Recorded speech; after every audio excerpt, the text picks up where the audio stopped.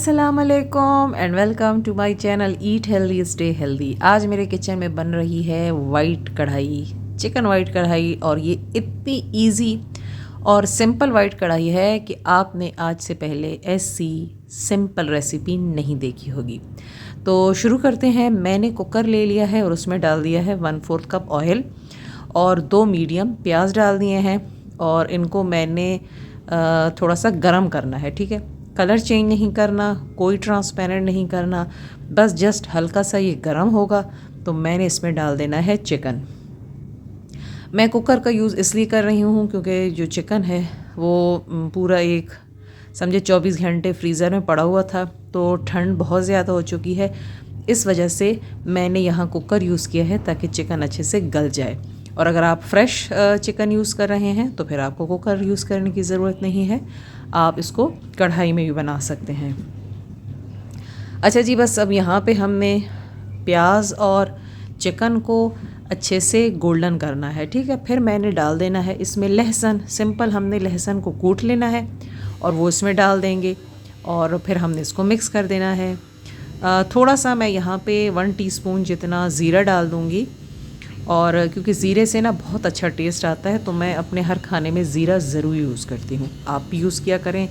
और यहाँ पे देखें अच्छा सा नाइस सा गोल्डन कलर इसका आ चुका है। प्याज इसमें बिल्कुल गायब हो चुके हैं। और यहाँ पे मैंने डाल दिया है इसमें 1/2 कप दही, ठीक है। मैंने मेजर करके डाला है, तो मैंने यहाँ पे दही को अच्छे से पहले फेंट लिया था और फिर मैंने इसका यूज़ किया है। अगर आप इसको बग़ैर फेंटे डालेंगे ना तो ये फिर फट जाता है।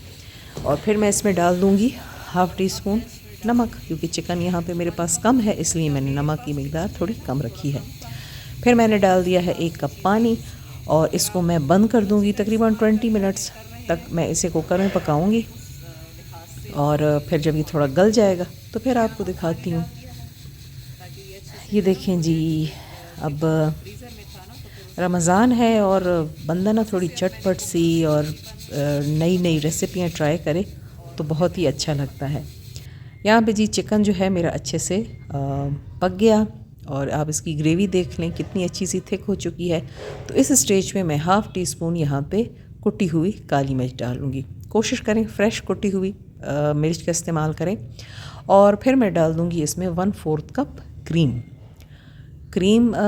डालने से इसका जो टेस्ट है ना वाइट कढ़ाई का वो अमेजिंग हो जाएगा।